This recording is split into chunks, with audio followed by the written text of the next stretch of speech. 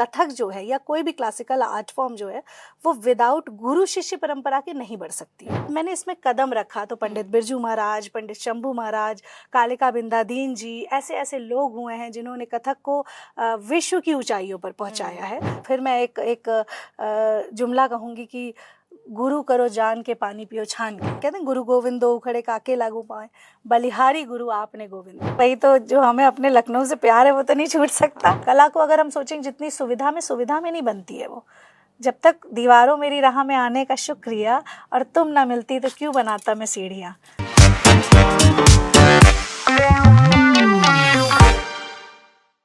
कथक जो इंडिया के 8 classical dance form में से एक है, वो जाना जाता है अपने इंट्रिकेट फुटवर्क के लिए, ग्रेसफुल मूवमेंट्स के लिए और कैप्टिवेटिंग स्टोरी टेलिंग के लिए।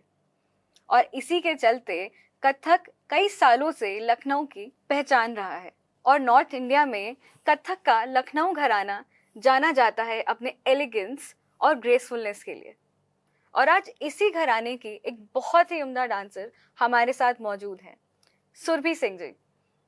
तो आइए शुरू करते हैं आज की बतकही और जानते हैं कि कैसे उन्होंने कथक की दुनिया में कदम रखा और कैसे वो अपने ब्यूटीफुल परफॉर्मेंसेस के थ्रू लखनऊ की कल्चरल हेरिटेज और कथक को जिंदा रखती है।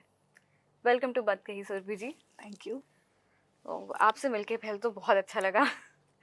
और अगर हम शुरू करें तो पहले तो मैं यही जानना चाहूँगी कि कैसे आपने कथक की तरफ आपका रुझान आया, कैसे एक क्लासिकल आर्ट फॉर्म की तरफ आपका इंटरेस्ट आया।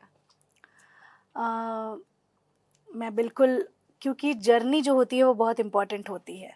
जब मैंने कथक की दुनिया में कदम रखा था तो आप तो ये सोचिए, जब मैं छोटी सी रही होंगी तो बस जहाँ भी संगीत बजता था, म्यूज़िक ऑन होता था, तो मेरा नाचने की एक इच्छा अपने आप जागृत हो जाती थी। लेकिन किसी छोटे बच्चे को पता नहीं होता है कि उसको जाना कहाँ है। जैसे आपके भी इर्द गिर्द ऐसे कई सारे बच्चे होंगे, हम लोग के परिवारों में ऐसे बच्चे हैं, म्यूज़िक बजा और वो डांस शुरू कर देते हैं।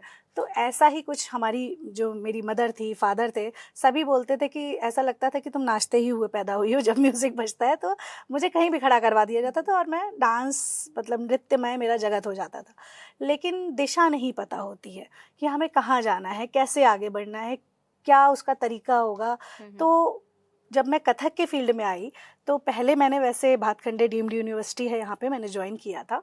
मैं किसी चीज़ की यहाँ पे नेगेटिविटी नहीं बताऊंगी, लेकिन कथक जो है या कोई भी क्लासिकल आर्ट फॉर्म जो है वो विदाउट गुरु शिष्य परंपरा के नहीं बढ़ सकती है। कि एक अच्छे गुरु का सानिध्य, तो वहाँ पे भी बहुत अच्छे गुरु थे, लेकिन वो एक सरकारी एक जगह है। जो सरकारी जगह में क्या होता है कि वहाँ पे कभी हमारे एक साल दूसरा गुरु होंगे, कभी तीसरे होंगे। तो उसमें मुझे अच्छा तो फील हो रहा था कि मैं कथक सीख रही हूँ, लेकिन मुझे वो उत्साह नहीं मिल पा रहा था जो मुझे गुरु के मिलने से आना चाहिए। कि जो मैं नाच करके खुश हो रही थी, वो खुशी मुझे नहीं मिल पा रही थी। तो मेरी एक बहुत अच्छी फ्रेंड है, छोटे बचपन में मुझे याद है, रागिनी करके, वो एक बहुत अच्छे पंडित धर्मनाथ मिश्रा हैं, उनकी बेटी थी और मेरे साथ पढ़ती थी। तो उसने कहा कि देखो, मेरे एक चाचा है निशादगंज में, पंडित अर्जुन मिश्रा, जो कि मेरे गुरुजी हैं, थे, अब नहीं है इस दुनिया में। तो उसने कहा कि एक बार तुम वहाँ पे ट्राई करो। तो मैं वहाँ गई, अगले दिन ही मैं पहुँच गई, क्योंकि मुझे भी गुरु की तलाश थी अंदर ही अंदर। तो मैं वहाँ पहुँच गई और जब मैं वहाँ पहुँची तो मैंने लिटरली देखा कि गुरुजी के हाथ में बड़ा वाला डंडा है, पूरी क्लास चल रही है, जितने बच्चे हैं पसीना पसीना 4-6 घंटे, और मैं ऐसे स्तब्ध होकर वो क्लास ही देखती रह गई। तो मुझे लगा कि मेरे जो गुरु की तलाश थी वो मेरी यहीं पे अंत हो गया उसका। अब मैं उनके सीधे नतमस्तक हो गई, चरणों में बैठ गई कि गुरुजी अब मुझे आपका सानिध्य चाहिए। मैं एक नर्तकी बनना चाहती हूँ, एक डांसर बनना चाहती हूँ। डिग्री बहुत आगे की चीज़ होती है, डिग्री मेरे लिए उतनी इम्पोर्टेंट नहीं है, क्योंकि जो परफॉर्मिंग आर्ट है वहाँ डिग्री का उतना महत्व नहीं है जितना गुरु शिष्य परंपरा का महत्व है। अच्छे गुरुओं से आप ट्रेनिंग लेंगे, मंचों पे जाएंगे, तो मंच ही आपकी डिग्री होता है, समझिए। मंच पे जाके ही जो हमारी प्रतिभा है वो सामने आती है। तो हमें एक कलाकार के रूप में, और उन्होंने मुझे एज अपनी शिष्या स्वीकार किया। वहाँ पर मेरी जर्नी ख़त्म हुई और वो दिन था और आज का दिन है, वो जर्नी मेरी चल रही है और मेरे गुरु मेरे साथ हैं। तो ये आपके लाइफ में कुछ अर्ली इन्फ्लुएंसेस भी रहे होंगे कथक के, जहाँ से ये एक इंटरेस्ट जागा होगा? कथक के अर्ली इन्फ्लुएंसेस क्या होता है ना कि उस टाइम मैं जब तक उस फील्ड में नहीं थी तो मैं उस फील्ड के लोगों को उस वक्त नहीं जानती थी। हाँ, ये ज़रूर है कि जब हम लोग फिल्में देखते हैं या जैसे मैं श्रीदेवी की बहुत बड़ी फ़ैन थी, तो जब भी मैं मुझे कहीं ना कहीं लगा था कि आप शायद उनका नाम अभी लेंगी। क्योंकि जब भी उस श्रीदेवी की फिल्में आती थी या कुछ भी उनका डांसेस आता था तो जैसे मैं कहूँ कि प्रथम शायद इंस्पिरेशन मेरी वही रही होंगी। और मैं बस मतलब ऐसे एक स्तब्ध होकर उनको देखती रह जाती थी कि क्या बात है यार, क्या नृत्य। अच्छा, और सबसे बड़ी बात थी कि श्रीदेवी ने डांस सीखा नहीं था। ये उनकी जो अगर आप लाइफ हिस्ट्री पे जाएंगे तो उन्होंने डांस नहीं सीखा था, लेकिन she was a natural dancer. वो जब मंच पे आती थी या इस फिल्मों में आती थी तो लगता था कि यार इससे बेहतर कुछ नहीं हो सकता। तो वो मेरी पहली इन्फ्लुएंसर रही होंगी। और उसके बाद कथक की फील्ड में क्योंकि मैं उस वक्त इतने लोगों को नहीं जानती थी तो मैं उनके नाम उस वक्त नहीं ले सकती। लेकिन हाँ, जब मैंने इसमें कदम रखा तो पंडित बिरजू महाराज, पंडित शंभू महाराज, कालिका बिंदादीन जी, ऐसे ऐसे लोग हुए हैं जिन्होंने कथक को विश्व की ऊंचाइयों पर पहुंचाया है। तो धीरे धीरे जब उनसे साबता बनता गया, सितारा देवी जी जो कि मुंबई इंडस्ट्री की, गोपी किशन जी जिन्होंने मुंबई इंडस्ट्री में ऐसे कदम रखा और फिल्मों में जो कथक का जो प्रादुर्भाव हुआ वो वहाँ से हुआ। तो उन सब से एक तरह से इन्फ्लुएंस रही, उन सब का काम देखा। मेरे गुरु कहते हैं कि 3 तरीके होते हैं सीखने के, देखा, परख्या, सीख्या। एक देख कर सीखता है, एक परख कर सीखता है और एक जो सीख कर सीखता है। तो ये तीनों तरीकों से मैंने सीखने की कोशिश की है। और कैसा रहा ये एक्सपीरियंस आपका लखनऊ में कथक सीखने का? और आप हमेशा से लखनऊ में ही रही हैं? हाँ, मेरी पैदाइश लखनऊ की ही है, यहीं जन्मी।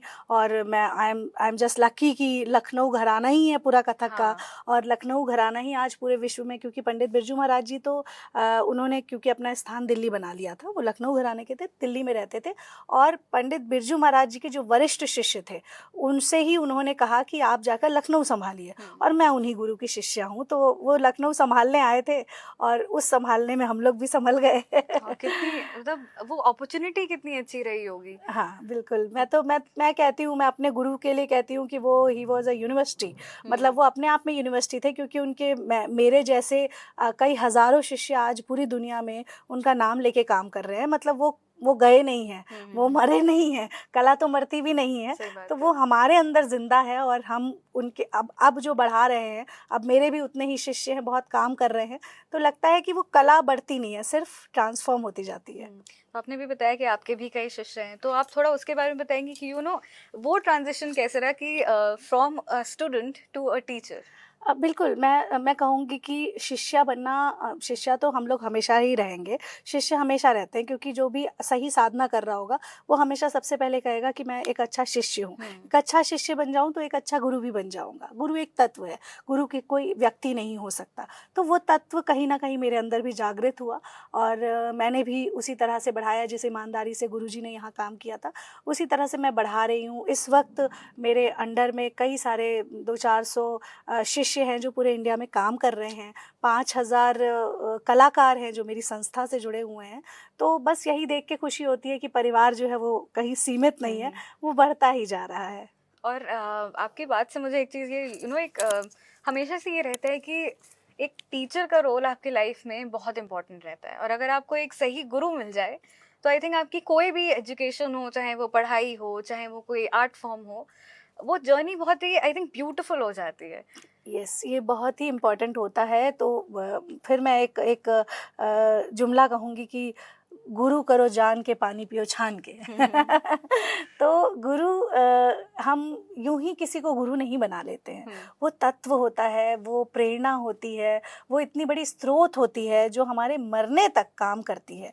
तो ऐसे ही मेरे गुरु थे और यही प्रयास मैंने भी अपने शिष्यों के लिए किया है कि उनके लिए मैं एक मुकम्मल, एक अच्छी गुरु के रूप में साबित हो सकूं। तो क्योंकि गुरु को ना ऐसे देना होता है, हमेशा बांटना होता है ना। आप लेने की इच्छा रखने वाला गुरु नहीं हो सकता।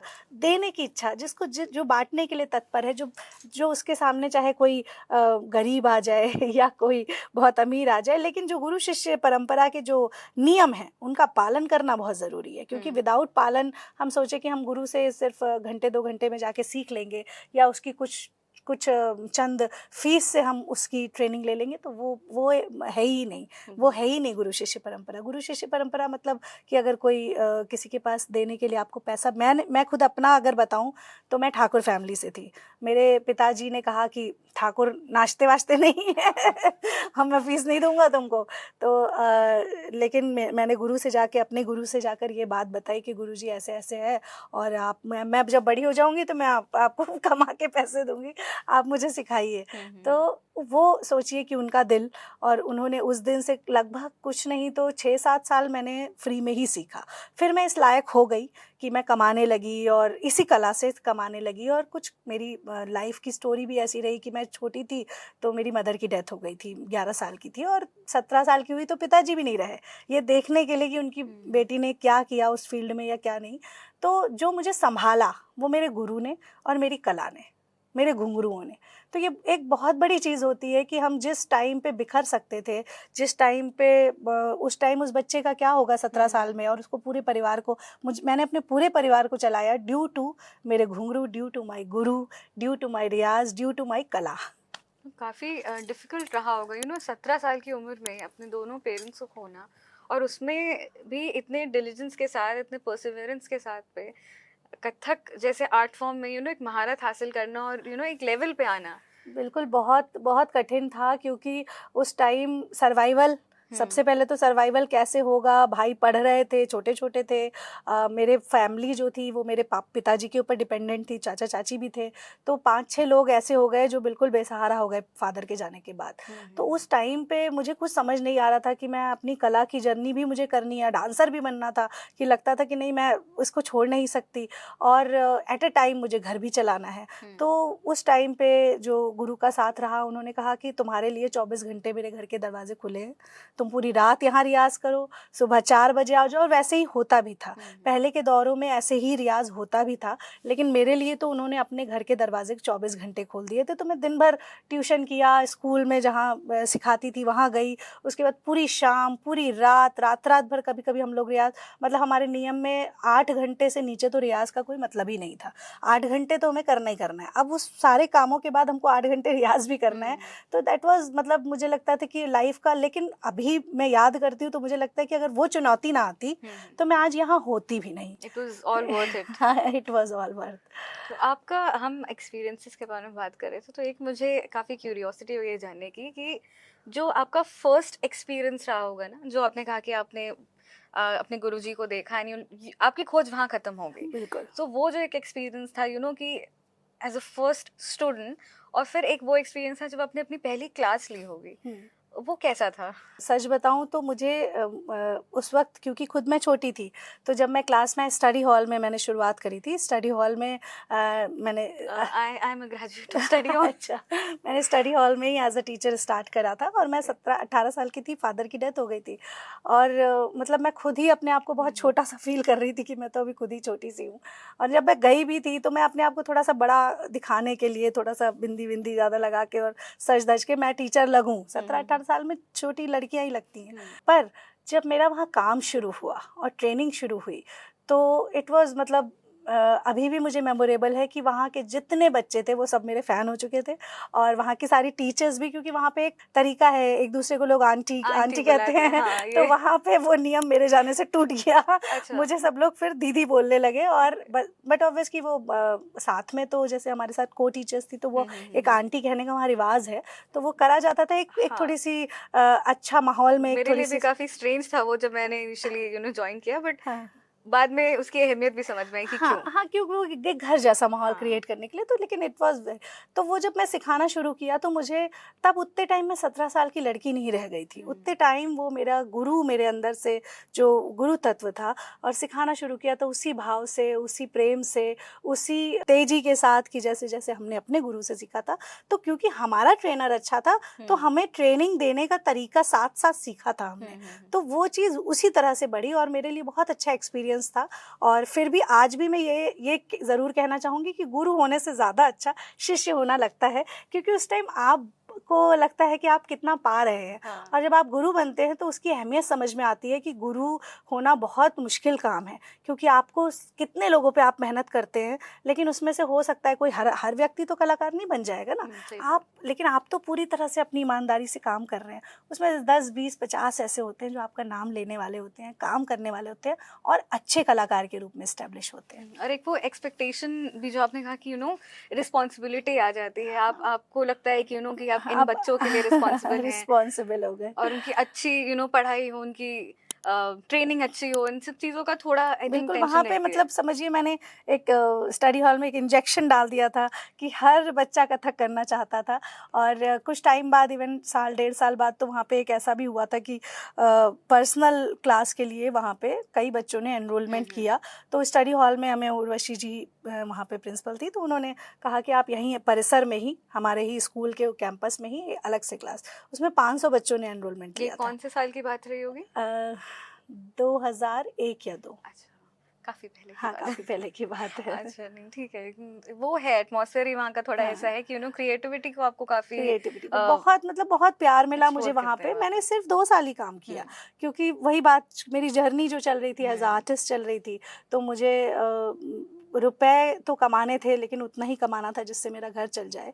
लेकिन मुझे बढ़ना तो, क्योंकि कई बार ऐसा होता है कलाकार उस जर्नी में जब वो एक फाइनेंशियल एस्पेक्ट को देखने लगता है तो वो जर्नी उसकी खत्म हो जाती है, और मुझे वो ही नहीं करना था। और काफी सराहनीय बात है ये कि आपने उतनी कम उम्र में पहले तो पढ़ाना शुरू किया, सिखाना शुरू किया। जी।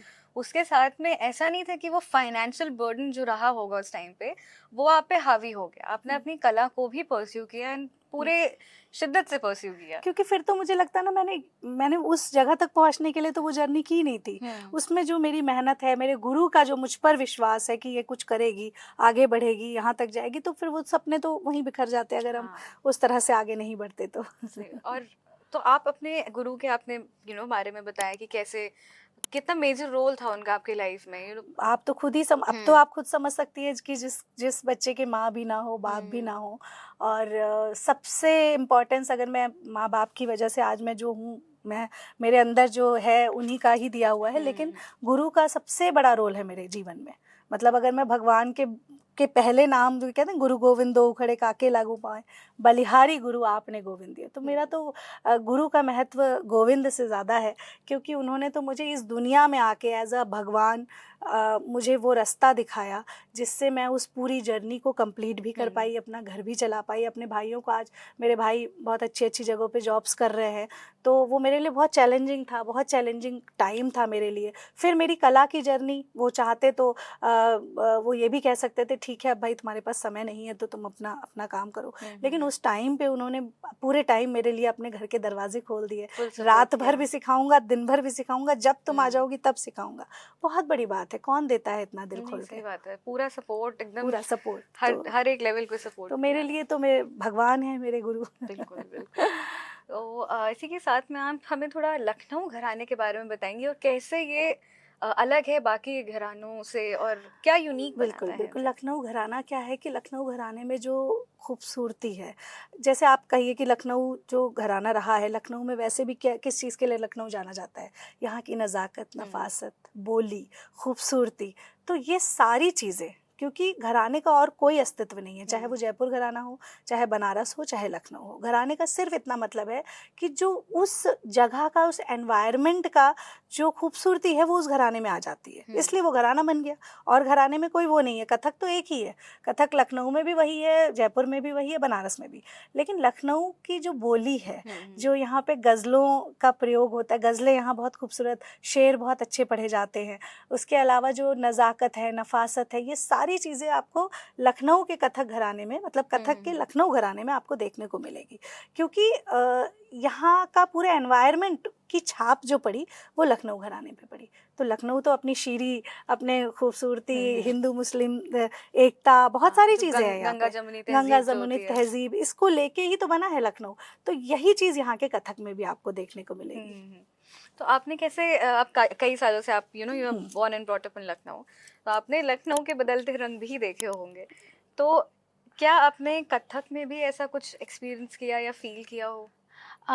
बिल्कुल, एक्चुअली देखिए समय के साथ परिवर्तन भी बहुत ज़रूरी होता है। एक समय ऐसी शामें होती थीं जब रात में शुरू होते थे कार्यक्रम और सुबह तक चलते थे, और आप सोचिए कि एक लाइन, जैसे हम लोग उनको याद करें, अगर लच्छू महाराज जी को याद करें, अच्छन महाराज जी को याद करें, शंभू महाराज जी को, ऐसी ऐसी रातें वो लोग कि एक लाइन हुई, कौन गली गयो श्याम।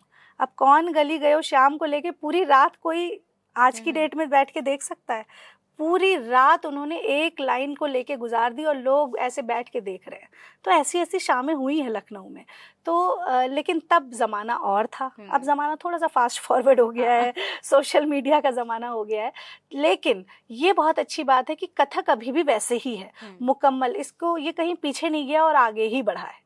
आगे क्यों बढ़ा है? क्योंकि इसको गुरुओं ने या शास्त्र ने बांधा नहीं है, इसको ये नहीं करा है कि बस ये यहीं तक सीमित है। इसमें आप जितने प्रयोग कर सकते हैं, यही एक शास्त्रीय विधा ऐसी है, आप जितने प्रयोग करना चाहें कर सकते हैं। जैसे मैं खुद अपनी ही बात करूं तो मैंने कथक को बहुत शास्त्र से जोड़ा है, संगीत को शास्त्र से बहुत जोड़ा है। तो मैंने नृत्य नाटिकाओं का प्रयोग, और बहुत पुरानी कहावत भी है, कथा कहे सो कथिक कहावे, मतलब कथा कहने वाला ही कथिक कहलाता था, उसमें कहानियों को कहा जाता था। और मैंने अपने नृत्य में, अपना जो मेरा प्रयोग रहे नृत्य में, तो उसमें मैंने ऐसी कई सारी नृत्य नाटिकाओं का निर्माण किया। जैसे मैंने आज की द्रौपदी बनाया। द्रौपदी तो वही है, लेकिन वो समसामयिक कैसे होगी? तो आज की द्रौपदी, क्योंकि द्रौपदी को अपनी लड़ाई आज खुद लड़नी पड़ेगी। कोई कृष्ण कौन है? वो आपके अंदर है, वो आपके अंदर है, आपको अपने अंदर के कृष्ण को खुद लाना पड़ेगा। तो इस तरह के मधुशाला को मैंने, हरिवंश राय बच्चन जी की जो मधुशाला है उसको कथक में लेकर आई, उसको प्रयोग किया। इसी तरीके से मैंने अटल जी की जो पूरा अटल मर्म, तो अटल जी की जो पूरी कहानी रही उसको नृत्य नाटिका के जरिए लेके आई। इसके अलावा खनकते ख्वाब, बहुत सारे मेरे ऐसे, मीरा, बेगम हजरत महल, अलग अलग सब्जेक्ट्स को मैं कथक के जरिए, सुंदरकांड को, सुंदरकांड जो हमारे घर घर में पढ़ा जाता है, रामायण का जो सुंदरकांड पाठ है, उसमें मैं खुद हनुमान जी की भूमिका निभाती हूँ, तो और सीता भी बनती हूँ।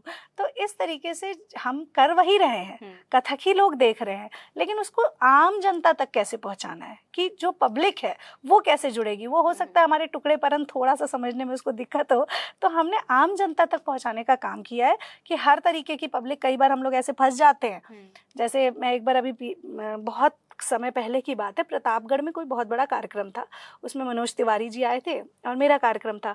और बट ऑब्वियस, जब आपको पता है कि जब पब्लिक वो वाली है कि जो बिल्कुल ही मनोज तिवारी जी को सुनना चाहती है, तो वहाँ पे क्लासिकल है, कथक है, तो मुझे यही लग रहा था कि कहीं ऐसा ना हो कि थोड़ी देर बाद ये हमारे कार्यक्रम पे चिल्लाने लगे और कहे भैया मनोज जी को बुलाइए। लेकिन ये बहुत बड़े आश्चर्य की बात है कि हमने सुंदरकांड शुरू ही किया था, 5 मिनट हुए और पीछे से बहुत शोर मचने लगा। तो हमें लगा शोर इसलिए मच रहा है कि इनको हमें भगाना है। हम जब उनकी एक्चुअल हमें पोजीशन पता चली, तो वो they all want to come, मतलब आगे आना चाहते थे वो।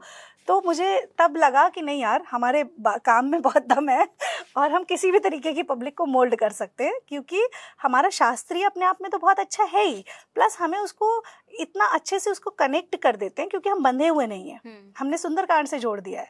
अब जो भक्ति भाव में सुनना चाहते हैं वो भक्ति भाव में, जो समझने वाले हैं वो समझ के सुनेंगे। तो दोनों चीज़ों को हमने पैरेलली पिरोने की कोशिश करी। तो इससे मैंने हर तरह की पब्लिक में एक अच्छी ऑडियंस, और कभी ऐसा नहीं हुआ कि कोई बैड एक्सपीरियंस हुआ हो, ये लगे कि क्यों ही कर रहे हैं।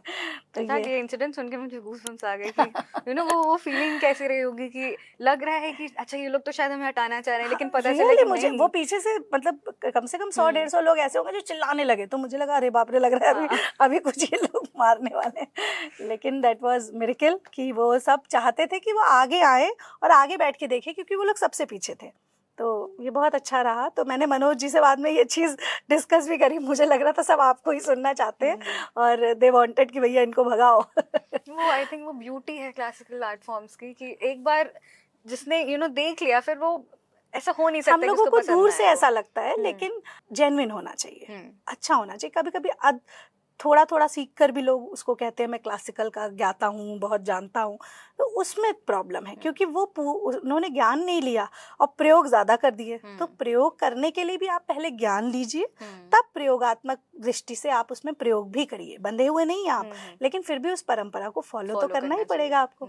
तो अभी अब जैसे ये फ्यूजन्स जैसे होते हैं, क्या लखनऊ में भी ये पाया गया है कि एक फ्यूजन आर्ट फॉर्म्स आ गए और कहीं ना कहीं वो एसेंस शायद जो कथक का है वो कहीं लूज होने लगता है? देखिए उसमें ये होता है, वही जो मैंने कहा कि कई तो शिष्य, जैसे मेरे भी बहुत सारे शिष्य ऐसे हैं जो बहुत अच्छा काम कर रहे हैं और अगर उसको पिरो भी रहे हैं, तो लेकिन मेरी पहली एक शर्त यही रहती है, सीखने वाले से भी और सिखाने वाले के लिए भी ये शर्त है कि एक समय आने से पहले किसी को मंच नहीं मिलना चाहिए कि हमने 6 महीना सीखा नहीं और हम क्लासिकल डांसर हो गए भैया और हम कर रहे हैं, तो आज हम 25 साल बाद भी नहीं कह सकते कि हम पूर्ण हैं। पूर्णता तो हमारे जीवन के अंतिम दिन तक नहीं हो सकती और शायद हमें और जन्म भी लेने लगे। तो ये एक सच है जो अगर आप सच में, लेकिन उसका एक टाइम पीरियड है, 5 साल 8 साल, कम से कम आप एक उसकी नियत डिग्री ले लीजिए और तब आप फिर कहेंगे कि हम प्रयोग कर रहे हैं या हम इसमें फ्यूज़न ला रहे हैं, तब भी ठीक है, क्योंकि आप कुछ तो सीखे होंगे ना। तब आप फ्यूज़न करेंगे तो आपकी सोच के साथ उसमें कुछ नया कर सकते हैं, लेकिन आपने सीखा ही नहीं और आप पहले ही फ्यूज़ के चक्कर में पड़ गए तो दिक्कत है। आई थिंक वो एक एक्सपीरियंस जो मिल जाता है ना, उससे एक सिंसियरिटी भी आ जाती है, एक आर्ट फॉर्म के टुवर्ड्स अब जैसे मेरे यहाँ तो बिल्कुल नियम है कि आपको 5 साल से पहले कोई मंच नहीं मिलेगा और लास्ट के 3 साल आपके बचेंगे, तो उस टाइम आपकी प्रतिभा को देखते हुए आपको मंचों पे उतारा जाएगा, क्योंकि जल्दी मंच मिलने से भी ये चीज़ें खराब हो जाती हैं। कई बार आपने देखा होगा कि जैसे टीवी शोज़ हैं कई सारे, अब वहाँ 7 साल की बच्ची को बहुत अच्छा मंच मिल गया, वो स्टार हो गई। अब वो स्टार हो गई, उसके दिमाग से भी वो स्टार हो गई। अब जब वो नीचे आएगी और उसको सीखना होगा तो वो तो सोचेगी मैं तो इंडियन आइडल जीत के आ गई हूँ, मुझे क्या ज़रूरत। वो चीज़ उसका सीखना ख़त्म कर देगी। आई थिंक मैंने कई जगह और पढ़ा भी ये चीज़, इनफैक्ट हम लोग ये कॉमन नॉलेज भी एक तरह से कि एक्सपोजर एक तो सही उम्र में मिले वो बहुत ज़रूरी है, दूसरा लर्निंग तभी तक हो पाती है जब तक इंसान को ये लगता है कि there is some scope of improvement. बिल्कुल, और ये भी ज़रूरी है ना कि आपको कितना ही बड़ा मंच क्यों ना मिल जाए। देखिए क्या होता है कि आपने देखा होगा रातों रात स्टार बन जाते हैं लोग।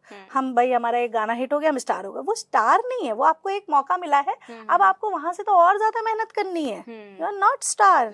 स्टार तो शाहरुख खान भी आज भी मेहनत कर रहे होंगे ना, ऐसा थोड़ी ना वो अपने आप को शाहरुख खान बनाए रखने के लिए मेहनत नहीं कर रहे होंगे, सब कर रहा है। और ग्रेट आर्टिस्ट की पहचान ही होती है कि कभी उनका लर्निंग खत्म ही नहीं होता, जितना बड़ा पेड़ होगा उतना ही वो झुका हुआ होगा। सही बात।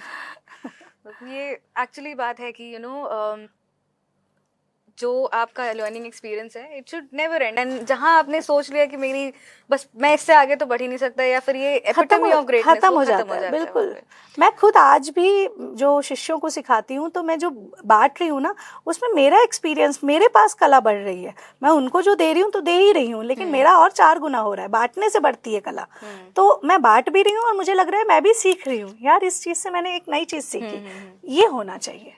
सही बात है। आपने अभी एक्चुअली रियलिटी शोज का नाम लिया और थोड़ी देर पहले आपने मूवीज का भी नाम लिया था, तो इससे related I have a doubt actually कि क्वेरी है एक्चुअली ये कि जो डिपिक्शन ऑफ कथक है या जो मूवीज में दिखाया जाता है कि अगर परफॉर्मेंसेज हो रहे हैं, अगर कोई क्लासिकली ट्रेन डांसर है, कैरेक्टर उसका कोई प्ले कर रहे हैं, कोई एक्ट्रेस, तो वो जो एक डिपिक्शन है उस कथक का, उस क्लासिकल आर्ट फॉर्म का, और सिमिलरली जो रियलिटी शोज में भी जो लोग आते हैं, तो आजकल के सारे रियलिटी शोज वैसे सब स्क्रिप्टेड होते हैं मोस्टली, तो वो जो डिपिक्शन है कथक का या किसी भी क्लासिकल आर्ट फॉर्म का, वो कितना ट्रू टू नेचर है या कितना उसको ड्रामेटाइज किया जाता है? देखिए मोर ओवर तो ज़्यादातर ड्रामेटाइज ही है। एक समय था जब पहले फिल्में बनती थी, झनक झनक पायल बाजे, नवरंग, गाइड, मुगले आजम, ऐसी पिक्चर, वो सब मील का पत्थर थी। उस टाइम जो डायरेक्टर्स थे या जो आर्टिस्ट लोग भी थे वो सब ऐसे थे कि वो डेडिकेटेड टू आर्ट रहते थे, लेकिन आज एक बिजनेस बन चुका है। चाहे वो फिल्म हो चाहे रियलिटी शोज हो, उनको अपनी टीआरपी से मतलब है, उनको अपने पैसे कमाने से मतलब है, उनको कोई मतलब नहीं है कि आप कितने अच्छे आर्टिस्ट हैं, आपसे आप कहाँ तक जा सकते हैं। आपको जब तक यूज़ किया जा सकता है यूज़ किया जाएगा, लेकिन एट अ टाइम जो इसीलिए जो हमारी क्लासिकल आर्ट फॉर्म के लोग होते हैं, जैसे आपको एक एक्सपीरियंस याद होगा, बड़े गुलाम अली खान साहब के पास मुगले आजम से एक प्रपोजल आया था कि आपको इसमें ठुमरी गानी है, तो उनको मना करना था, इसलिए मना मना करने के लिए उन्होंने बहुत बड़ी कीमत बता दी कि भाई मैं इतना पैसा लूँगा तब जाऊँगा। तो लेकिन उस वक्त डायरेक्टर भी ऐसे होते थे के आसिफ जैसे, कि उन्होंने कहा कि नहीं, गवानी तो हमें बड़े गुलाम अली खां साहब से ही है। तो उन्होंने उस चीज़ का वो धन, भले ही उनका फिल्म का बजट नहीं था, लेकिन वो पैसा उन्होंने उनको दिया और उनसे गवाया। येट आज तक वो गाना अगर आप आज भी सुनेंगे तो वो एक मील का पत्थर बना हुआ है। तो क्यों, तब क्या था कि तब लोग आर्ट से समझौता नहीं करते थे। अब क्या है, क्योंकि अब एक बिजनेस देखिए बन ही चुका है और उनका, हम किसी को गलत सही नहीं कह रहे हैं, लेकिन वो उनका बिजनेस है। उनको इस चीज़ से मतलब है कि हमारी जो चीज़ें चल रही हैं हमें उसको बेचना है।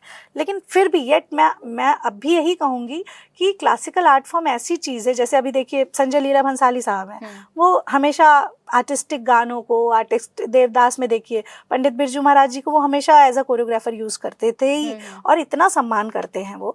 तो वो क्या, वो जानते हैं कि नहीं, ये चीज़ हमें नहीं मिलेगी और कहीं, ये हमें पंडित बिरजू महाराज से ही मिल सकती है, या जो चीज़ आर्ट की चीज़ है वो हमें ऐसे कहीं भी नहीं मिल जाएगी। उसके लिए जो आर्टिस्ट साधना कर रहे हैं उनके पास तक हमको ही जाना पड़ेगा। वो यहाँ फिल्म इंडस्ट्री का हिस्सा शायद ना हो, ठीक है, हमें भी अच्छे काम करने होते हैं, तो हमें अच्छे काम करने के लिए जो हमारे इर्द गिर्द अच्छे आर्टिस्ट हैं, हम उनको ढूंढ के अच्छे काम करवाते हैं। आपको याद होगा यहाँ पे ही उमराव जान बनी, तो उमराव जान की जो टीम थी ना, फुल टीम, उसमें सारंगी वादक भी उतना ही अच्छा था, उसमें एक जो कोरियोग्राफर थी कुमुदनी लाखिया जी, वो भी उतनी ही अच्छी थी। तो डांस, गाने, म्यूजिक, उसका आज भी याद किया जाता है ना। तो मुजफ्फर अली साहब ने वो टीम को बहुत अच्छा यूनाइट किया था, इसलिए मुगले आजम बन गई, है ना। आई थिंक वो एक रिस्पेक्ट होना, एक रेवरेंस होना उस आर्ट फॉर्म के लिए, वो बहुत ज़रूरी है। जी बिल्कुल, वो चीज़ तो बहुत इम्पोर्टेंट है। और बाकी तो काफ़ी कुछ इन सब चीज़ों में फेक इसलिए है क्योंकि उनको भी अपना काम करना है। तो अब बहुत रियलिटी तो लोगों की लाइफ में रही है, तो थोड़ा ड्रामेटाइजेशन, यूनिक चेंज भी दे देता है। बिल्कुल बिल्कुल। आपने अभी पंडित बिरजू महाराज का नाम लिया, तो अगर हम लखनऊ घराने की बात करें तो यहाँ पे बहुत दिग्गज काफ़ी बड़े रह चुके हैं, जैसे पंडित लच्छू महाराज हो गए, पंडित शंभू महाराज हो गए, पंडित बिरजू महाराज हो गए। सो लखनऊ घराना जो है वो ज़्यादातर मेल डोमिनेंट रहा है। ऐसे मेल डोमिनेंट घराने में, और सब एक से एक बढ़ के रहे, पर वहाँ पे अपनी एज अ वुमेन वहाँ पे अपनी एक पहचान बनाना, एक मुकाम तक पहुँचना, वो कितना चैलेंजिंग रहा, या वो एक्सपीरियंस कैसा रहा आपके लिए? नहीं बिल्कुल, ये बहुत अच्छा क्वेश्चन है। एक्चुअली ये बिल्कुल सही बात है कि पहले जो है वो शुरू से मेल डोमिनेंट ही रहा है, लेकिन उसकी वजह थी। उसकी वजह ये भी थी कि हमारे से भी और एक एरा पहले, और भी एरा पहले, महिलाएं जो हैं वो नृत्य, उसको अच्छा नहीं माना जाता था, उनको जल्दी घर के बाहर नहीं निकलने दिया जाता था। अच्छा, ये जो शुरुआत हुई ईश्वरी प्रसाद जी से हुई थी, और वहाँ से फिर कालिका बिंदादीन महाराज, अच्छन महाराज, शंभू महाराज, आप सबके द्वारा, फिर उनके पुत्र, अच्छन महाराज जी के पुत्र थे पंडित बिरजू महाराज जी, तो ये वही सेम घराना है। तो उस टाइम पे वैसे तो अगर देखा जाए तो पंडित बिरजू महाराज की इतनी शिष्याएं हैं, इतने वो लड़कियां ही हैं, महिलाएं ही हैं, लेकिन वो धीरे धीरे जब ज़माना परिवर्तित हुआ, जब टाइम बदला, क्योंकि टाइम अगर हम सोचेंगे तो सिर्फ नृत्य की बात ना करें, कई क्षेत्र ऐसे थे जहाँ पे महिलाएं नहीं जाती थी, महिलाएं काम ही नहीं करती थी। वो तो धीरे धीरे जैसे जैसे चेंजेस आए वैसे वैसे हमारे समय में भी मुझे दिक्कत हुई, जैसे कि मैंने बताया भी कि मेरे पिताजी कहते थे भाई ठाकुर है हम लोग, ठाकुरों में लड़कियाँ, ये कौन सा। अभी अगर उत्तर प्रदेश में देखा जाए तो उत्तर प्रदेश में 80% लोगों की सोच ऐसी ही है, होगी, ठीक है, लेकिन साउथ में नहीं होगी। साउथ में हम हर घर में वहाँ पे संगीत सिखाया ही जाता है। कलकत्ता में नहीं होगी, बनारस में नहीं होगी, बनारस में भी हर घर में संगीत है। तो वो सोच पे डिपेंड करता है। हमारा थोड़ा सा, हम लोग जिस जगह पर हैं, जहाँ से बिलोंग करते हैं, वहाँ घर घर में नहीं है, वहाँ 1000 घर में एक घर मिलेगा जहाँ पे सही में real classical dance art form की साधना हो रही होगी। तो लेकिन माहौल बदलने के साथ साथ चेंजेस आए, और मुझे भी इन डिफ़िकल्टीज़ का सामना काफ़ी करना पड़ा। और अपने आप को, वही बात है ना, अपने आप को जब तक मैंने साबित नहीं कर दिया, जब तक आप खुद को साबित नहीं कर देंगे तब तक लोग उसे सही नहीं बोलेंगे। तब तक कहेंगे अरे पता नहीं क्या कर रही है, इसमें क्या भविष्य है, डांस से क्या होगा, आगे जाके क्या करेगी, नचनिया। मतलब आपको उस चीज़ में, जबकि हम तो ये कहते हैं कि हमारे बच्चे भले ही इसमें बढ़ें या ना बढ़ें, कुछ ना कर पाए, लेकिन उनको सिखाना इसलिए ज़रूरी है कि कल को वो डिप्रेशन का शिकार तो नहीं होंगे, कम से कम कल को वो किसी दूसरी तरह की बुराइयों में नहीं फंसेंगे, वो क्रिएटिव हैं क्योंकि, तो वो अपनी पढ़ाई करके उनको अगर क्रिएटिविटी के लिए आपको उनको तबला सिखाइए, उनको आप सारंगी सिखाइए, उनको आप सितार सिखाइए, उनको कथक सिखाइए। और फिर देखिए सबसे ज़्यादा तो कोरोना काल में रीले कथक वालों ने यही हुआ है, एंटरटेनमेंट में क्या किया, आप लोग रील बना के भारत वाले खुश है। और आजकल एक्चुअली सोशल मीडिया पे कई आर्टिस्ट ऐसे भी हैं जिन्होंने दोबारा छोटे मोटे डांस कर दे रहे हैं, शॉर्ट फॉर्म में लोग कर रहे हैं, बॉलीवुड मूवीज के जो सॉन्ग्स हैं उन पे कर रहे हैं, लेकिन साथ ही में ऐसे भी कुछ लोग हैं जो क्लासिकल डांस फॉर्म्स को भी अब प्रमोट कर रहे हैं ऑनलाइन। बिल्कुल सबसे ज्यादा है इस वक्त तो सबसे ज्यादा आपके कोई फिल्मी गाना उठाएं तो उसमें क्लासिकल का कथक के बोलों के साथ में वो उनको ज्यादा प्रयोगात्मक है ना, ये बंधा हुआ तो है नहीं। तो जिसने थोड़ा भी सीखा है वो भी कर सकता है, जिसने ज्यादा सीखा है वो तो बहुत अच्छा करे। मेरे एक्चुअली 2 सवाल है आपकी जो आप प्रीवियस बातें बताई थी। एक तो ये था कि आप लखनऊ में रही हैं, आपने सारी आपकी जो शिक्षा है वो लखनऊ की ही है, बट आपने कहा ना कि साउथ में रिस्पेक्ट ज़्यादा है क्लासिकल आर्ट फॉर्म्स को लेके और डांस फॉर्म्स को लेके, तो कभी आपने ये नहीं सोचा कि आप नॉर्थ इंडिया से स्विच करके साउथ इंडिया में जाएं? देखिए क्या है ना, वही तो जो हमें अपने लखनऊ से प्यार है वो तो नहीं छूट सकता। दूसरी चीज़ कि अगर हर आदमी यही सोच लेगा कि हम जहाँ पे नहीं है उसको छोड़ दें, तो फिर वहाँ होगा भी कैसे, है ना। तो इसलिए मैंने कभी, मुझे बहुत सारे ऑफर्स ऐसे आए कि मैं विदेश में सेटल हो सकती हूँ, वहाँ पे आप काम करिए, या नॉर्थ मतलब जो अपना साउथ इंडिया है वहाँ पे भी ऐसे इंस्टीट्यूशंस हैं जहाँ पे वो लोग हमें इनवाइट, हम लोग समय समय पर जाते रहते हैं, लेकिन पूरी तरह से सेटल होने की कभी मैंने इसलिए नहीं सोची, क्योंकि मेरा उद्देश्य है कि मैं अपने प्रदेश में, अगर कोई भी हमारा जो भी है, हमारी चीज़ अच्छी हो या बुरी हो, हमारी है और वो बुरी नहीं है, सिर्फ उनके, क्योंकि हम लोग शुरू से उस माहौल में रहे कि वहाँ पे उतना ज़्यादा अवेयर नहीं है वो लोग, उनको पता नहीं है कि इसमें, पहली बात तो कई लोगों को ये पता ही नहीं है कि इसमें भविष्य कैसे बनेगा। इसमें भी PhDs होती हैं, इसमें भी आप आर्ट फॉर्म में पूरा आप प्रवीण करते हैं, विशारद करते हैं, फिर जाके आप PhD कर सकते हैं। तो जो हमारी नॉर्मल पढ़ाई जो भी, क्योंकि हर आदमी डॉक्टर इंजीनियर तो नहीं बन जाएगा, और बने भी तो मैं तो कहती हूँ कि उसको भी सीखना ही चाहिए। तो जो उनको भविष्य मिल रहा है ये पेरेंट्स नहीं जानते हैं। अब धीरे धीरे अवेयर हो रहे हैं, अब लोगों को पता चल रहा है नहीं इसमें भी डिग्री होती है, इसमें भी हम पढ़ाई कर सकते हैं, इसमें हम डॉक्टरेट करके हम अगर बहुत बड़े कलाकार नहीं बने तो हम कम से कम हम जॉब्स में आ जाएंगे। ऐसा नहीं है कि कल को हमको जॉब्स की, अभी हमारे पास ही, मेरे पास इस वक्त 70-75 लड़कियों का एक बैच है नया, तो वो सब टीचर्स हैं, सब दे ऑल आर टीचर्स। कोई CMS में है, कोई कहीं है, क्योंकि उनका जैसे ही 5 years कंप्लीट हुआ, मैंने कहा कि आप लोग सब कहीं ना कहीं ज्वाइन करें। कई लोगों की जॉब्स मैं जो लगा सकती हूँ मैंने लगवा दी, कई लोगों ने खुद इंटरव्यू दे के अपनी जॉब, तो उससे क्या हुआ कि अब उनको एक सर्टेन अमाउंट, एक ठीक ठाक पैसा मिलता है जिससे वो अपना घर, अपना सर्वाइवल कर सकते हैं। क्योंकि आजकल के बच्चे ये भी चाहते हैं कि हम पेरेंट्स पे ना डिपेंड हो, हम एक टाइम के बाद। तो अब क्या है कि जब उनके पेरेंट्स ये देखते हैं कि नहीं दे ऑल आर अभी से ही सेटल हो रहे हैं, तो वो फिर उनको एक तरह से पुश करते, नहीं सही क्षेत्र चुना है। तो ये चुनौती बहुत बड़ी है, उनको ये साबित करना ही पड़ेगा। और अर्निंग ही, पेरेंट्स का भी ये होता है कि भाई हमारा बच्चा कुछ अर्न करने लगे। तो जब आपको दिख जाता है 5 साल, भाई आप पढ़ाई तो बचपन से कर रहे थे, लेकिन आपने 5 साल कथक को दिया, आप कहीं टीचर हो गए, तो पढ़ाई तो आप बचपन से कर रहे थे, तो क्या आप पढ़ते पढ़ते, इसमें तो पढ़ते पढ़ते आपकी जॉब लग गई, तो ये तो एक अच्छा फील्ड है ना। तो ये चीज़ थोड़ी सी शो करनी पड़ती है, दिखानी पड़ती है, समझाना पड़ता है, अवेयर करना पड़ता है लोगों को। तो आपने जैसे ऐसे लोगों में जैसे बताया ना कि कैसे कई बार पेरेंट्स कहते हैं कि इसमें क्या करियर बनाओगे, इसमें कहाँ स्टेबिलिटी रहेगी, तो ये चैलेंजेस भी आएंगे। आपके भी, आपने बताया 75 के अराउंड स्टूडेंट्स हैं इस बैच में, तो कई ऐसे स्टूडेंट्स रहे होंगे जिनके अंदर सीखने की इच्छा तो होगी पर शायद उतना सपोर्ट नहीं रहा होगा, तो वहाँ पे ऐसे सिचुएशन से कैसे आप डील करते हैं? बहुत बार ऐसा होता है, और फिर हमें पेरेंट्स की काउंसलिंग करनी पड़ती है। कई बार शिष्यों के सामने प्रॉब्लम्स, जैसे हमारे सामने कभी आई थी, आर्थिक चुनौतियाँ आती हैं कि उनको लगता है कि दीदी हम now I am 25 years old और मैं 25 साल की हो रही हूँ, ऐसा हो रहा है। तो मैं उनको बहुत जल्दी कहीं ना कहीं रोज़गार दिलाने का काम करती हूँ। इसलिए मेरी एक NGO भी है, कल्चरल क्वेस्ट करके, जिसमें 5000 कलाकार जुड़े हुए हैं। तो कलाकारों के कैसे, जब वो रोज़गार उनको मिलने लगता है या कहीं से इनकम होने लगती है, तो फिर वो कम से कम अपने पेरेंट्स को ये जवाब दे पाते हैं, भाई देखिए मैंने अपनी पढ़ाई करते करते, मैं अभी कथक की पढ़ाई कर रही हूँ या कर रहा हूँ, लेकिन मेरी ये जॉब लग गई है, तो फिर वो उनके लिए जैसे कर कहीं बाहर से आए हैं तो उनको यहाँ रहना भी है, वहाँ अपना सेटलमेंट भी देखना है, एक कमरा भी किराए पे लेना है, तो कैसे रहेंगे वो, तो वो चीज़ वो चाहते हैं कि हमें अपने पेरेंट्स पे डिपेंड ना होना पड़े। तो उसके लिए मैं पूरा सपोर्ट करती हूँ, क्योंकि मैं खुद उन सारी चीज़ों से गुजर चुकी हूँ। और आगे जो हमारा एक प्लान है, हम एक गुरुकुल का निर्माण करना चाहते हैं, जो कि निमसार में कर रहे हैं हम लोग। उसमें भी हमारे जितने शिष्य हैं, जितने लोग हैं, वो तो सब वहाँ पे वो, लेकिन उसको चलाने में काम करेंगे। और उसकी सोच यही है कि उसमें हम अनाथ बच्चों को, उसमें 500 अनाथ बच्चों को हम लोग एडॉप्ट करेंगे पूरे ऑल ओवर इंडिया से, जिनके अंदर थोड़ा बहुत भी कला के प्रति रुझान है, और वो हमारे पास रहेंगे। शुरू से 5 साल का बच्चा हमने अडॉप्ट कर लिया, अब 20 साल तक उसको वहीं रहना है, उसको रहना खाना सब कुछ फ्री मिलेगा, उसको क्या करना है, सिर्फ कला की साधना करनी है। बहुत ही प्यारा इनिशिएटिव है तो ये ऐसा सोच है देखिए, और ये एक बड़ा प्लान है। तो मैं ज़मीन ही ले पाई हूँ बहुत मुश्किल से, भाई अपना ही पैसा खर्च करके आदमी, अभी मैंने ज़मीन ले ली है वहाँ पे, 4-5 एकड़ ज़मीन है हमारे पास निमसार में।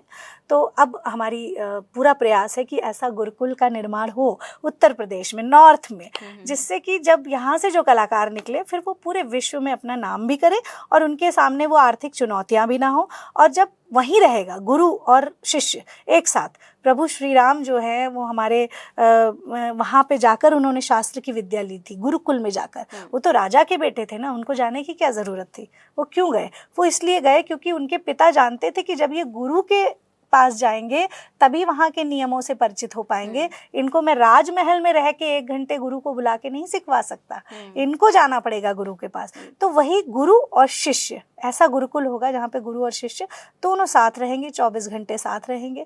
24 घंटे गुरु, अच्छे गुरुओं के सानिध्य में ये सारे शिष्य तैयार होंगे। तो आप सोचिए, मतलब वो सोच भी अच्छी लगती है कि कुछ ऐसा होगा तो बहुत सुंदर होगा।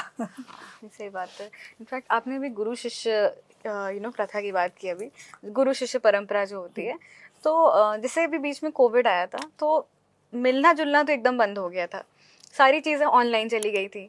तो आई एम श्योर शायद आपने ऑनलाइन क्लासेस वगैरह शुरू की होंगी, तो वहाँ पे डिफरेंस क्या नज़र आया होगा? बिकॉज जो एक साथ में बैठ के सीखना होता है और एक होता है ऑनलाइन, जो आपका एक कनेक्शन नहीं है, जस्ट देयर यू प्रेजेंट, आप देख रहे हो सामने वाले को पर आप मिल नहीं सकते हो। वो एक्सपीरियंस कैसे डिफरेंट रहा? बिल्कुल, ये तो देखिए, जैसे अभी आप इस बात को ऐसे भी समझ सकती हैं, आज हम और आप रूबरू हैं और 3-4 दिन पहले हम लोग फ़ोन पे बात कर रहे थे, तो क्या फ़ोन से या आप मुझे मोबाइल पे देख के आप मेरी पर्सनैलिटी या मुझे जज कर सकती थी? नहीं, बहुत ज़्यादा। और जब किसी को सीखना ही है तो सोचिए कि गुरु और शिष्य वो एक टेलीविज़न या एक मोबाइल का सहारा लेकर एक दूसरे को जितना भी हम सिखाना चाहेंगे, लेकिन वहाँ पे एट अ टाइम एक टाइम ऐसा आएगा कि लगेगा नहीं यार, हम वो चीज़ दे ही नहीं पा रहे हैं जो हम देना चाहते हैं। अरे भाई, डंडा भी तो नहीं है हमारे पास जो हम मार ले टीवी पे तो नहीं।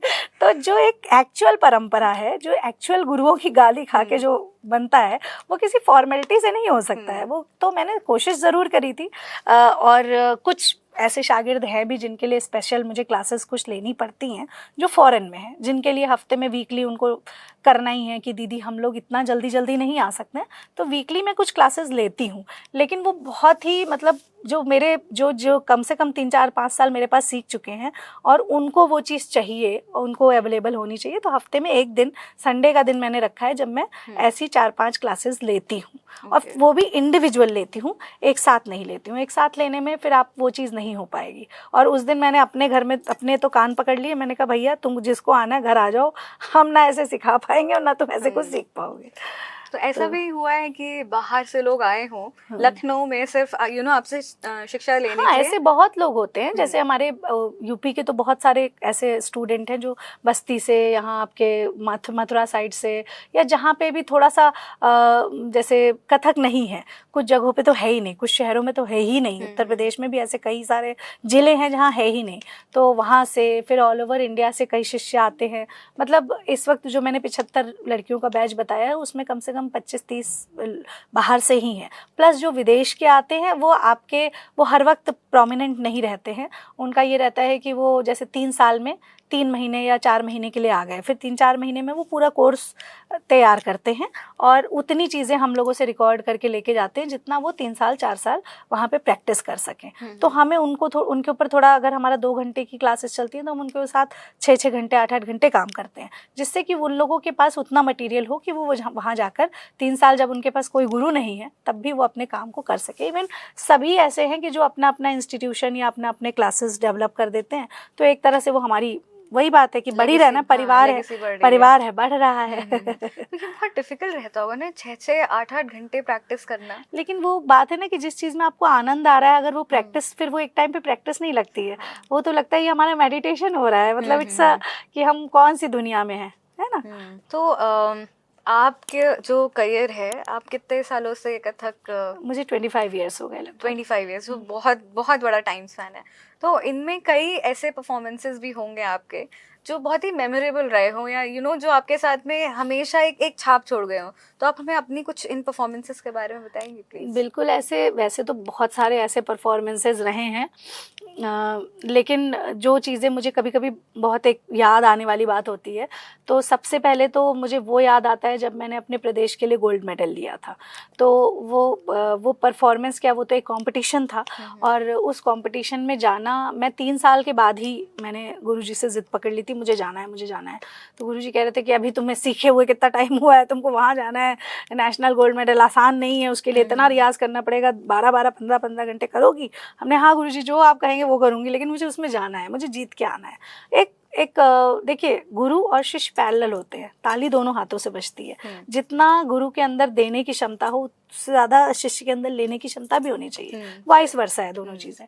तो मैं पीछे बिल्कुल ज़िद पकड़ लेती थी, किसी भी ज़िद्दी थी तो हमेशा कहते थे ज़िद्दी लड़की है। तो वो जो नेशनल गोल्ड मेडल जब मैंने उत्तर प्रदेश के लिए लिया था और जब मैं जीती थी, क्योंकि वहाँ तक जाने तक की जर्नी भी बहुत मुश्किल थी, क्योंकि इतना रियाज उसके लिए मुझे करना था, और जब वहाँ जाके कॉम्पिटिशन भी बहुत टफ था। एक लड़की बिल्कुल मेरे, मतलब हमारे और उसके बीच में 19-20 का बस फ़र्क होगा। कई लोग कह रहे थे वो जीतेगी, कई लोग कह रहे थे मैं जीत सक। वो एक बहुत बड़े घराने से आई थी, मतलब बहुत अच्छे लखनऊ नहीं सॉरी पटना की लड़की थी, और वहाँ के कोई बहुत बड़े कथक के डांसर्स थे, उनकी बेटी थी वो, और वो मतलब वो उसका बहुत नाम था, और मैं बिल्कुल नई मैं 3-4 साल बाद चली जा रही हूँ, तो मैं तो ज़िद में गई थी कि मुझे जाना है, यहाँ सिलेक्शन तो हो जाता है, यहाँ से निकालना इतना मुश्किल नहीं होता है। लेकिन जब आप नेशनल लेवल पे जाते हैं तो वहाँ जाके टफ हो जाता है, क्योंकि वो अपने प्रदेश का सबसे बेस्ट प्लेयर आता है वहाँ पे। तो यहाँ से तो मुझे तो चलो मान लिया गया मैं बेस्ट हूँ, लेकिन वहाँ जाके तो बहुत डिफ़िकल्ट था। तो वो जो पहला मैंने अवार्ड लिया था, और बहुत 21 या 22 साल में ही ले लिया था, मतलब 17 साल में तो फादर की डेथ ही हो गई थी, और 3-4 साल मुझे जो टाइम हुआ था। तो और जो एज ग्रुप होता है वहाँ 35 साल तक होता है, कि 35 साल तक आप यू कैन गो। तो बहुत डिफ़िकल्ट था, और उस पर जब मैं खरी उतरी और जब मुझे अवार्ड मिला, और जो अवार्ड मिला तो मैं भी बहुत भावुक क्षण था मेरे लिए, मेरे गुरुजी के लिए भी था, हम दोनों ही रो रहे थे वहाँ पे। और मैंने जब यहाँ सब अपने मोहल्ले में, अपने घर पे सबको फ़ोन करके, तो मतलब दैट वाज, क्योंकि वो मेरा पहला अवार्ड था ज़िंदगी का, और वो भी सीधे गोल्ड मेडल ले रही हूँ उत्तर प्रदेश के लिए, तो मेरे लिए बहुत मेमोरेबल था। और वहाँ पे मुझे सुनील दत्त साहब से, केडी रेड्डी साहब से, अजहरुद्दीन साहब थे, और पूरा स्टेडियम भरा हुआ था, खचाखच 25 लाख ऑडियंस रही होगी। तो मतलब आप समझ रहे हैं ना कि एक सपने जैसा था कि अरे यार मैंने ले ली, मतलब मैं जीत गई। और फिर मुझे जीतती भी मैं ऐसी लड़की के सामने थी जो उस घराने की थी। तो ये समझिए कि वहाँ पे मेरे गुरु ने ये नहीं सोचा कि मेरा बच्चा, उन्होंने ये सोचा कि मेरी शिष्या। बहुत बड़ी बात है, क्योंकि लोग अपने बच्चे को तो दे देते हैं, लेकिन हर किसी को बराबर से दे पाएँ ये बहुत कम मिलता है, और वो हमारे गुरु में था। बहुत बड़ी बात रहेगी कि लखनऊ में कैसे धीरे धीरे स्ट्रगल करते करते नेशनल लेवल पे जाना, नेशनल लेवल पे जीतना। और इवन वहाँ पे ऐसी बातें होती हैं कि अरे उत्तर यूपी को कुछ समझते ही नहीं है वो लोग, मतलब उस लेवल पे कहीं एक लेवल ऐसा है जहाँ पे यूपी के प्लेयर्स को या यूपी के डांसर्स को कुछ भी नहीं समझते हैं कभी कभी, क्योंकि वहाँ उन जगहों पे बहुत बड़ी एक प्रतियोगिता चल रही है, वो लोग जुझारू हैं इस चीज़ के लिए, और हमारे यहाँ थोड़ा सा लाइटली लिया जाता है, बस यही फ़र्क है उसमें। तो ये जो फर्क आया है, जो ये लाइटली लेने वाली बात जो आपने करी है, आई थिंक ये साथ दर साथ थोड़ा बढ़ता ही गया होगा, बिकॉज लोगों के अंदर से वो सिंसेरिटी शायद कम होती जा रही है। अब तो देखिए, अब तो सोशल मीडिया का ज़माना आ गया, अब तो लोग बहुत ही जल्दी में हैं। हमने तो अपना ऐसे जीवन बिताया है कि आप समझ, अभी क्या है कि हम घंटे भर भी बिना मोबाइल के नहीं रह पाते हैं। हर घंटे, और इवन हम और बच्चों की क्या बात करें, हम लोग के लिए भी मोबाइल कहीं ना कहीं तो ज़रूरी हो गया, क्योंकि ऑफिशियली टॉक करनी है, कुछ करनी। पहले क्या था, पहले किसी तरीके का कोई डिस्टर्बेंस नहीं था। फ़ोन है तो घर पे है, घर ही पे आदमी बात करेगा। अभी अगर आपको 4 घंटे साधना करनी है, जैसे अब हमारे यहाँ नियम है, हमारे यहाँ ये नियम है कि आपका जब तक क्लास चलेगा मोबाइल स्विच ऑफ करिए या साइलेंट करिए। ये अगर हम नहीं करवाएंगे तो वो जो 4 घंटे में 40 फ़ोन आएंगे ना, तो आदमी तो दिमाग तो उसका वहीं लगा हुआ है, अरे इनका फ़ोन आ गया, अरे इसने, क्योंकि अभी आपको आदमी कहीं भी डिस्टर्ब कर सकता है, किसी भी जगह पे, स्थान पे डिस्टर्ब, क्योंकि आपके हाथ में मोबाइल है। पहले तो ये होता था घरों में फ़ोन आ रहे हैं। सोशल मीडिया कई मामलों में बहुत अच्छी है कि अब वर्ल्ड कनेक्टेड हो गया है, आप कहीं पे बैठ के काम करते हैं, पूरी दुनिया तक फैलता है, ठीक है। लेकिन एक्सेस प्रयोग, एक्सेस होना, किसी भी चीज़ का एक्सेस हो जाना क्या होता है, एक टाइम पे वही हमारी मतलब डाउनफॉल का रीज़न भी बन सकती है। तो मेरा ये कहना है, प्रयोग करिए, लेकिन उसका सही प्रयोग करें, और उसके बाद फिर आप उसको अपने आप को उसमें से निकाल के, जो साधना का समय है, चाहे पढ़ने वाले विद्यार्थी हों, चाहे नृत्य करने वाले साधक हों, या और इंस्ट्रूमेंट बजाने वाले साधक हों, उनको कुछ टाइम ऐसा अपने लिए रखना चाहिए जहाँ पे उनके लिए ये मोबाइल एक डिस्टर्बिंग एलिमेंट ना बने। अच्छा, तो आपने परफॉर्मेंसेस जो की हैं वो बाहर जाके भी कहीं रुक के की हैं? बिल्कुल बिल्कुल, विदेश में मैं लगभग 40 कंट्री कवर कर चुकी हूँ अभी तक, और सब जगह बहुत अच्छा एनवायरनमेंट रहता है। जैसे अभी आप परफॉर्मेंस की बात करी थी, तो कोरिया में गई थी जब मेरी पहली विजिट थी। वो मुझे हमेशा हर चीज़ पहली ज़्यादा याद रहती है, उसके बाद तो आप यूज्ड टू हो जाते हैं। तो पहला ही विजिट था वो मेरा कोरिया का, उत्तर प्रदेश को रिप्रेजेंट करने गई थी। तो वहाँ पे भाषा जो है, वो लोग की भाषा जो है, हिंदी भी नहीं है, इंग्लिश भी नहीं है, कोरियन है। तो मुझे यही लग रहा था कि यार मैं कथक नाचूंगी, क्या ही इनके समझ में आएगा, और मैं इनको बता भी नहीं पाऊंगी। अच्छा, मेरी साथ में एक और गुरु बहन थी, तो उसने थोड़ी बहुत कोरियन वहाँ जाके कि उन लोगों से हाय हेलो करने भर की सीख ली। और मेरे अंदर इतना भी टैलेंट नहीं है कि मैं वो भाषा भी थोड़ी बहुत हाय हेलो वाली भी सीख पाती। तो मैं सोचती थी, मैं तो इनको ये भी नहीं बता पाऊंगी कि मैं ये टुकड़ा लगाने जा रही हूँ। जैसे यहाँ तो आप बताते हैं ना कि भाई अब देखिए ये वाली टुकड़ी, ये तिहाई में ये खूबसूरती है। अब वहाँ हम इंग्लिश में भी नहीं बता सकते उनको, हिंदी में भी नहीं बता सकते, क्योंकि कोरियंस में उनकी लैंग्वेज कोरियन ही होती है। वो अपनी लैंग्वेज हिंदी, वो बस एक ट्रांसलेटर हमारे साथ रहता था जो बाहर के लिए था, लेकिन परफॉर्मेंस के टाइम पे तो ट्रांसलेटर भी यूज़ नहीं कर सकते हम। तो अब हमें बड़ी दिक्कत की है, भैया ये इनको हम क्या ही अपनी भाषा समझाएंगे, क्या डांस। तो हमने कहा चलो डांस ही करते हैं, यही है, यही माध्यम है। लेकिन जब मैंने नृत्य करना वहाँ शुरू किया, और जैसे कोई टुकड़ा ख़त्म होता था, जो जगह होनी चाहिए कि जहाँ पे हमें सही में अप्रिसिएशन, वहाँ पूरी की पूरी पब्लिक खड़ी हो जाती थी, स्टैंडिंग ओवेशन देती थी। अब मैंने कहा ये मैंने ऐसा कुछ किया है कि जिससे तो वो मेरे लिए बहुत ही एक ऐसा पल था। मुझे लगा यार कला बहुत बड़ी भाषा है, यहाँ मुझे किसी भाषा की ज़रूरत नहीं है, ना ये इंग्लिश जाने ना हिंदी जाने, लेकिन मेरी भाषा ये समझ रहे हैं। तो वो तब ये यकीन हो गया कि नहीं, काम में दम होना चाहिए। भाषा आप उनकी हाय हेलो ना सीखें कोई बात नहीं, लेकिन आपको अपने काम में जितनी पूर्णता मिलेगी, आप उतना ही सरवाइव करेंगे पूरे वर्ल्ड में। आप कहते भी है ना कि आर्ट की कोई लैंग्वेज नहीं, कोई भाषा नहीं है, और वो चीज़ मुझे वहीं पे पहली बार पता चली ना कि ऐसा हो सकता है। तो और लखनऊ का कितना रोल रहा है आपको एक सपोर्ट मिलने में? जैसे साउथ और नॉर्थ की हम बात कर रहे थे, तो वहाँ पे ये था कि बहुत साउथ में बहुत रिस्पेक्ट दिया जाता है क्लासिकल आर्ट फॉर्म्स को, but not so much in north. But Lucknow, क्योंकि यहाँ पे तहजीब का तहजीब का शहर है, तो कितना रोल प्ले किया लखनऊ तो अगर हम देखें तो लखनऊ इस मामले में बहुत अच्छा है, क्योंकि आज भी हम लोग यहाँ एक हमारा कल्चर है, आप कह के बात करते हैं। एक खूबसूरती, एक जो कहते हैं ना कथक में जो खूबसूरती चाहिए, जो नज़ाकत चाहिए, जो बातचीत में एक लहजा चाहिए, वो हमें लखनऊ से ही तो मिला है। अगर हम भी कहीं एक लठमार जगह से होते तो हम लोग पता नहीं तू तड़ाकी करते आपस में, लेकिन यहाँ तो कहते हैं ना दो नवाब लड़ते भी हैं तो बोलते हैं देखिए आप देखिए कुछ गलत कर रहे हैं। तो यहाँ पे नवाबों की लड़ाई भी में भी आप लगता है। तो ये सोचिए, ये तो हमें कल्चर से ही मिला है ना, ये हमें लखनऊ से ही तो मिला है। तभी तो हम अपने से छोटे भी हों तो कई बार हम आप शब्द का प्रयोग करते हैं कि आप प्लीज बैठिए, आप अब अभी अगर आप पूरी दुनिया में देखेंगे तो आप शब्द आपको जल्दी जल्दी नहीं मिलेगा।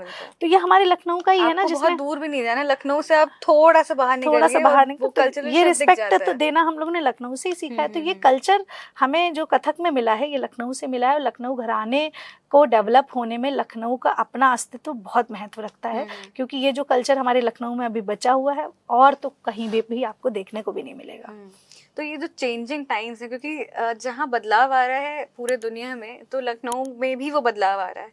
उस बदलते समय में, उस बदलते वक्त में और बदलते कल्चरल शिफ्ट में वहाँ पे कितना डिफिकल्ट रहा है आपके लिए उस कथक को जिंदा रखना?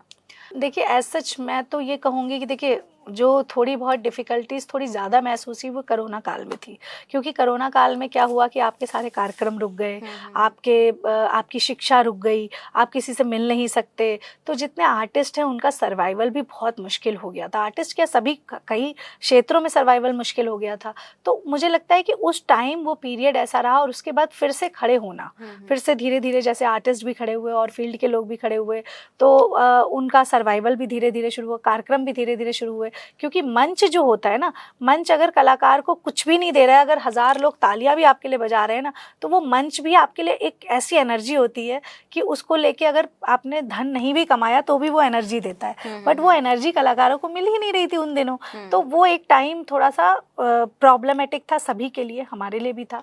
लेकिन क्योंकि मैं एक संस्था भी चलाती हूँ, एक NGO भी चलाती हूँ, और मेरे साथ इतने कलाकार जुड़े हुए हैं, और हम लोग कई ऐसे कार्यक्रम कराते हैं जो फंडेड होते हैं, और ये होता है कि भाई उसमें जो उसका जो फंड है उससे हम बैठकियाँ करवाएंगे, कार्यक्रम कराएंगे। तो उसमें कुछ हम एक कार्यक्रम कराते थे बैठकी करके, तो बैठकी का फंड एक साथ जमा हो जाता है, जो भी उसके मेंबर होते हैं वो एक साथ जमा कर देते हैं साल भर का।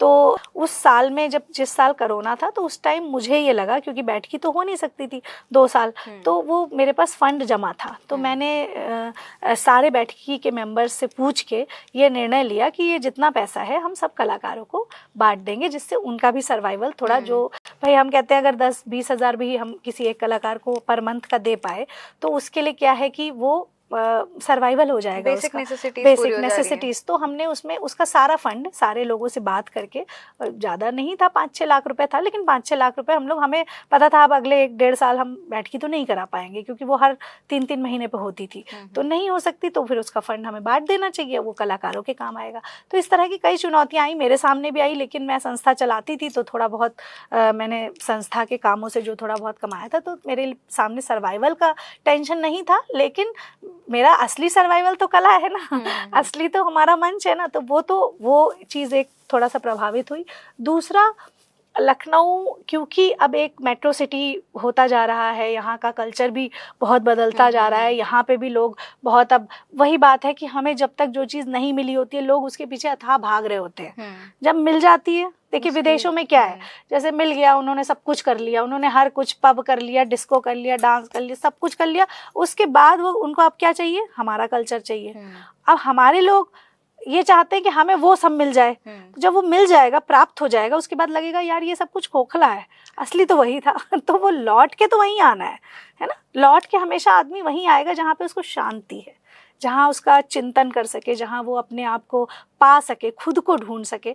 तो सारा विदेशी क्या वो सब कर चुका है, तो फिर वो क्या, अभी मथुरा वृंदावन चले जाइए आप, देखिए वहाँ पे कितनी गर्ल्स हैं जो इस्कॉन टेम्पल में राधे राधे कर रही हैं, उनको क्या आनंद है, वो अपना देश छोड़ के क्यों पड़े हुए हैं। तो वो आनंद के लिए ना, वो परमानंद जो है वो अपने कल्चर में है।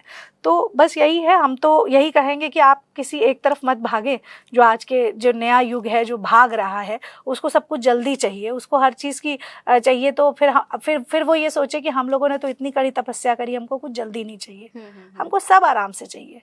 क्योंकि साधना जो रास्ते होते हैं वो मंजिल से ज़्यादा खूबसूरत बनाइए।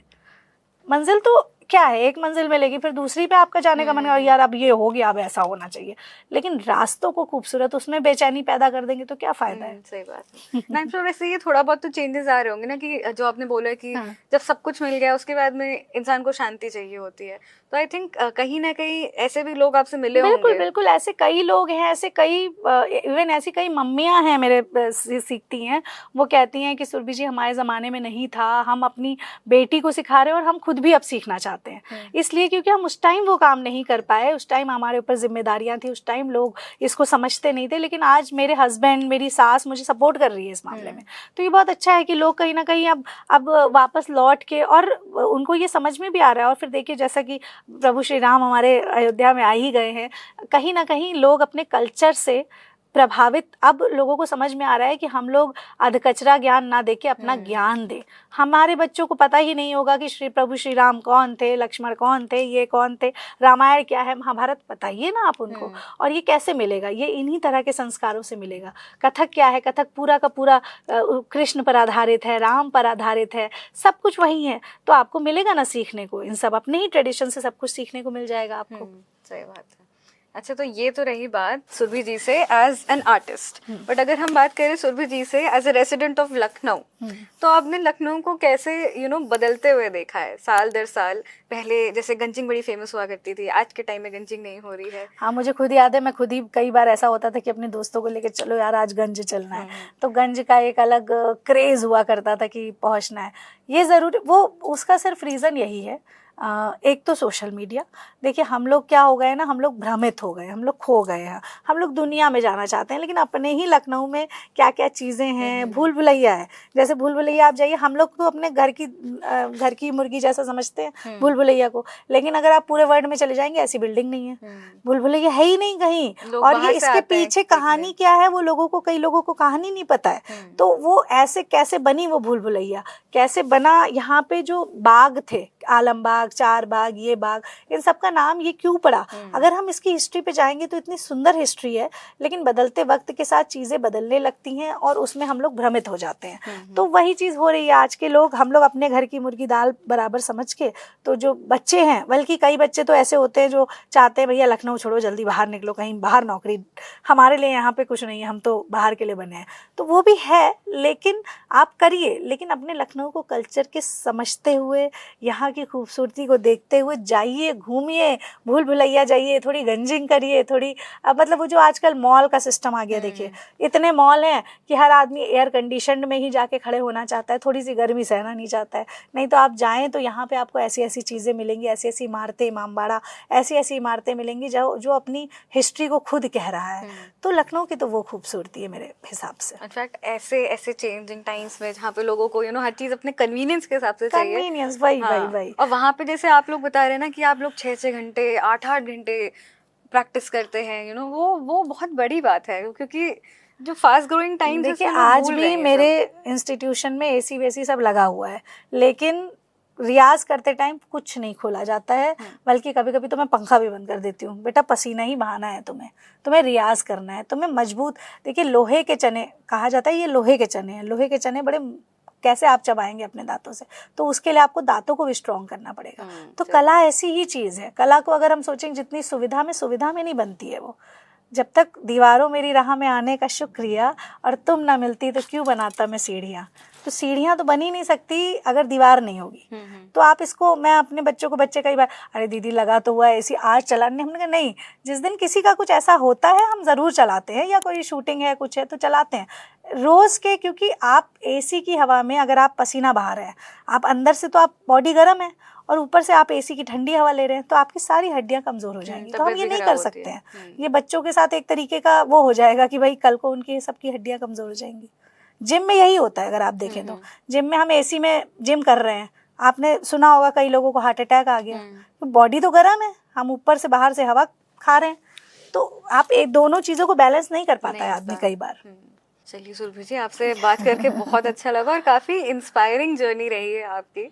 और जो आपका एक लगाव है, एक प्यार है कथक के टुवर्ड्स, क्लासिकल आर्ट फॉर्म्स के टुवर्ड्स, वो आपकी बातों में बहुत अच्छे से दिखा है। बात करके आपसे बहुत अच्छा लगा। Thank you. और मुझे भी आपके स्टूडियो में आके बहुत अच्छा लगा। यहाँ पे भी मुझे एक कला का एटमॉस्फेयर, जैसे कि जितने प्यार से आप लोगों ने इसको बनाया है, सजाया है, और ये लग रहा है कि आप लोग बहुत डेडिकेटेड हो के आर्ट वर्क करते हैं, तो इसके लिए आपको भी बहुत बहुत बधाई। बहुत बहुत शुक्रिया।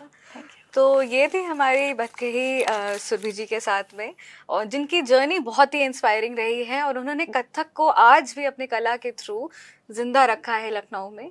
तो बने रहिए हमारे साथ, हम आपके लिए और भी ऐसे आर्टिस्ट लेके आते रहेंगे। तब तक के लिए हमारे चैनल बेसिक फंडे क्लियर को सब्सक्राइब करना ना भूलें।